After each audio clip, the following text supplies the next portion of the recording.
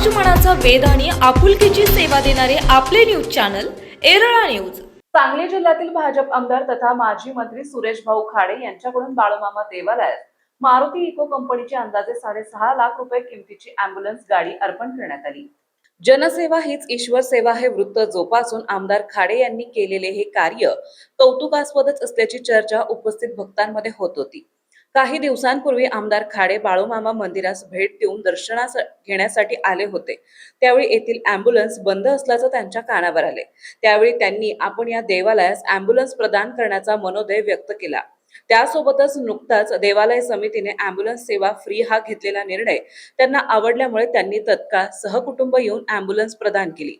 यावेळी देवस्थान समितीचे मानधन अध्यक्ष धैर्यशील राजे भोसले, कार्याध्यक्ष पुंडलिक पोस्मनी यांच्या हस्ते आमदार खाडे यांचा देवस्थान समितीच्या वतीने सत्कार करण्यात आला।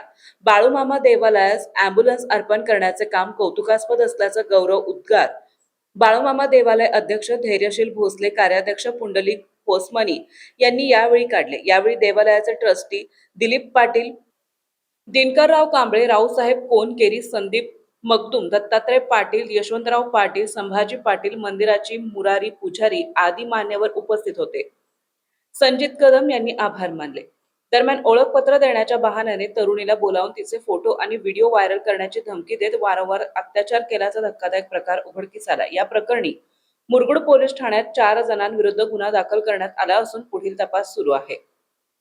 पोलिसांनी दिलेल्या माहितीनुसार पीडित तरुणीची मुख्य आरोपी आदित्य बाजीराव शेटके यांच्याशी ओळख झाली होती। ओळखपत्र देण्याच्या बहाण्याने त्याने तरुणीला मुदाळ तिटा येथे बोलावून घेतले आणि नंतर मुरगुड येथील तलाव परिसरातील झाडीमध्ये नेले।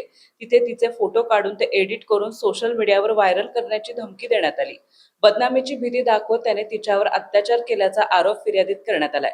त्यानंतर आरोपीने तरुणीची ओळख रणजित संभाजी मुधोळकर याच्याशी करून दिली। फिर्यादीनुसार रणजितने तरुणीला गिरगाव, कात्यायनी, CBS कोल्हापूर तसेच पाचगाव परिसरातील विविध लॉजमध्ये नेऊन जबरदस्तीने शारीरिक संबंध ठेवले। यावेळी तिचे अश्लील फोटो आणि व्हिडिओ काढून ते व्हायरल करण्याची धमकी देखील दिली। यानंतर आरोपींनी तरुणीची ओळख प्रणव गिरी चंद्रशेखर पालकर याच्याशी करून दिले। त्याने तरुणीला स्नॅपचॅटवर बोलण्यास भाग पाडले आणि स्वतःच्या कारमधून घेऊन जाऊन एका लॉजमध्ये तिच्यावर अत्याचार केल्याचा आरोप आहे। तसेच विक्रम रामचंद्र पाटील यांच्याशी ओळख वाढवून देण्यात आली। त्याने पाचगाव येथील अशोकराज लॉजमध्ये नेऊन जबरदस्तीने शारीरिक संबंध ठेवल्याचे तक्रारीत नमूद करण्यात आले आहे। फिर्यादीनुसार मुरगुड येथील तलाव परिसरात गिरगाव, कात्यायनी, CBS कोल्हापूर परिसरातील लॉज, अशोकराज लॉज आणि टॉप हिल लॉज येथे वेळोवेळी पीडितेवर अत्याचार करण्यात आले। तसेच प्रकरण मिटवून देण्यासाठी आरोपींकडून पैशाची मागणी करण्यात आली होती।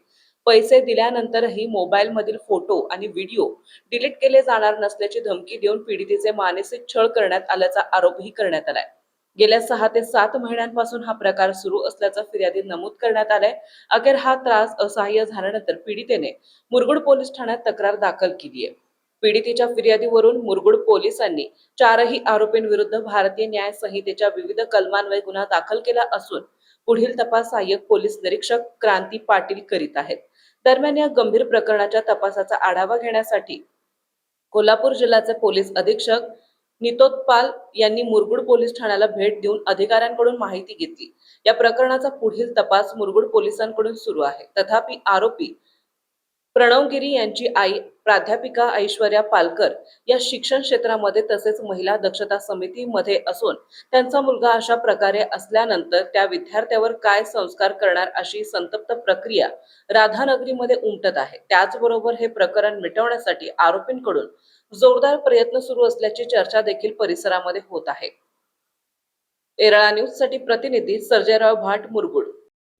आपल्या भागातील महत्त्वाच्या बातम्या पाहण्यासाठी आजच आमच्या एरळा न्यूज चॅनलला YouTube वर सबस्क्राइब करा आणि बेल आयकॉन प्रेस करा।